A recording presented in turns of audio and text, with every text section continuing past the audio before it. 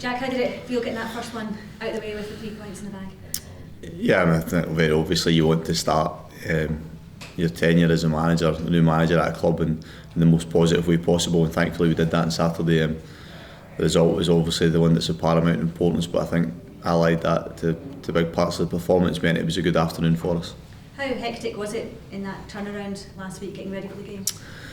Yeah, we didn't have a lot of time with the players, but still enough time to start to get to know them and get some information across them. And to their credit, I think I said this post-match, their willingness to take on board what we'd asked them to do and then do it on the pitch was terrific. If they continue to that and improve on little aspects of it, then they'll give themselves a chance of doing what they did on Saturday and winning points regularly. But it was a lot, pretty hectic week and a lot to squeeze in, and just in the midst of a busy schedule between now and the end of the year, it is pretty busy for us.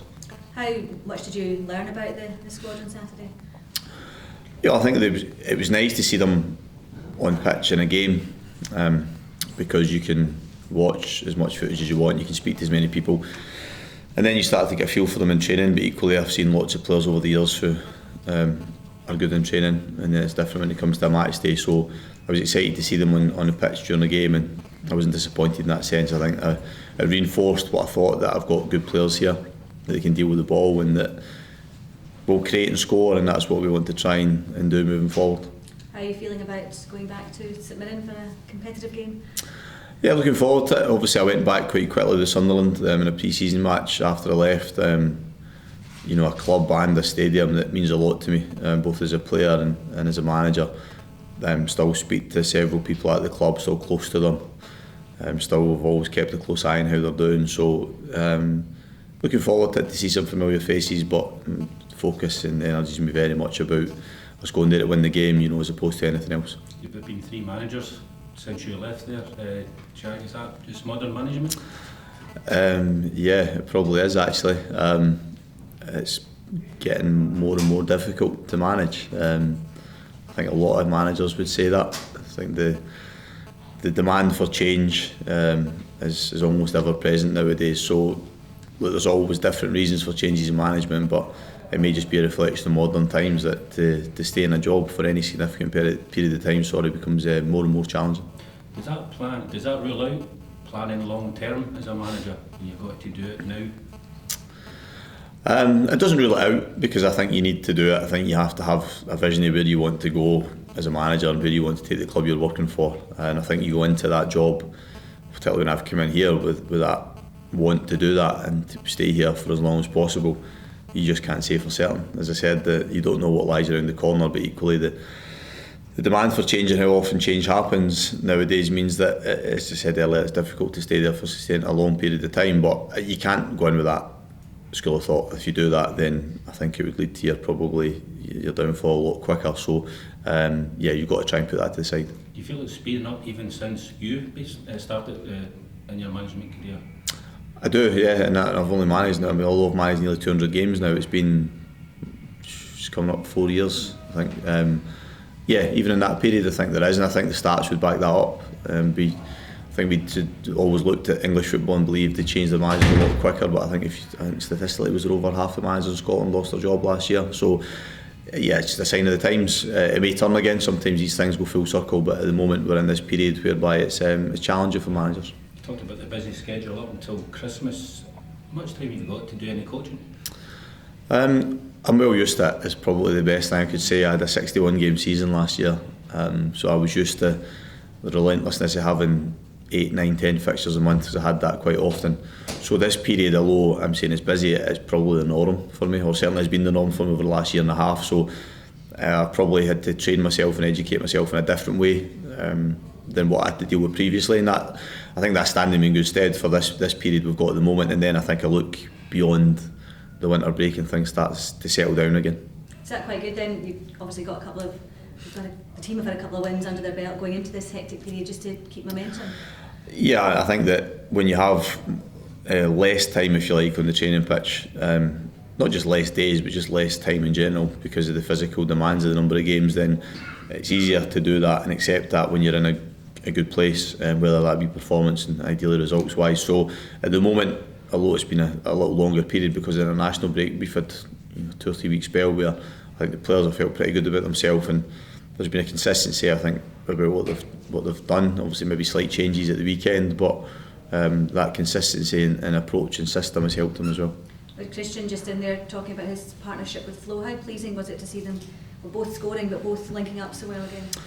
Yeah, I before I came, as I mentioned about watching as much as you can and learning as much as you can about the club, and I just felt as if, and looking back at Strong's game in particular, I think they both benefited from playing alongside each other, and I think it's up to us to try and find a way to do that regularly, and they showed that again on Saturday. I think those two at the top of their game are a handful for any defence in the league, and got different attributes. I think they complement each other well, and they showed that again at the weekend. Is there any added pressure just going back to tomorrow's game in terms of going back to face your former side, or any more incentive for you? No, I mean, I think as I mentioned earlier, about a couple hundred games into management now, you probably learn the ability to detach yourself emotionally from it. As I said at the beginning about how much my time at St Mirren meant to me, and it'll always mean to me, but for me it's about being the best I can be at Hibs and making sure I get the best out of the players I'm working with individually and collectively. So no, I genuinely haven't thought too much about it from that respect. I'm going there as Hibs manager to go win the game. You touched on it earlier as well in terms of how the players are feeling at the moment. For you, is this a period where you have to instill more confidence in them because of the tough season that they've had, or do you feel that they are in a good place going forward? I think the group were, I certainly didn't sense a group that was despondent or deflated in any way when I came in. And I think they showed not just the parts of their game on Saturday when they were creative, but I think they showed a real resilience to a period in the second half where we were under pressure. And when you can create but also defend during periods like that, it just instills a natural confidence in them. Yeah, I'm duty bound and my staff are duty bound to grow that.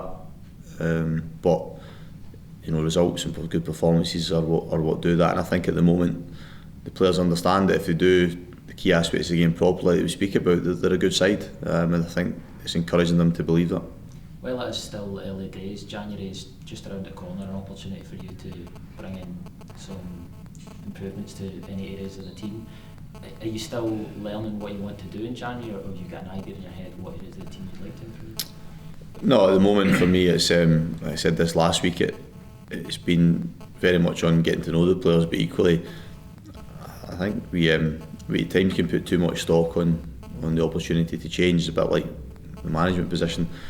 My job really is and should be about getting the best out of what I have, and at the moment I've got a good squad here, but it's up to me to get the maximum out of them, make them better individually, make them better collectively, and if I do that, as I said last week again, if I do it and we win games consistently between now and the end of the year, then there shouldn't be need to change too much. It's an ongoing process, but certainly it's been way down my list. The thought processes at the moment has been much more about the players that are here.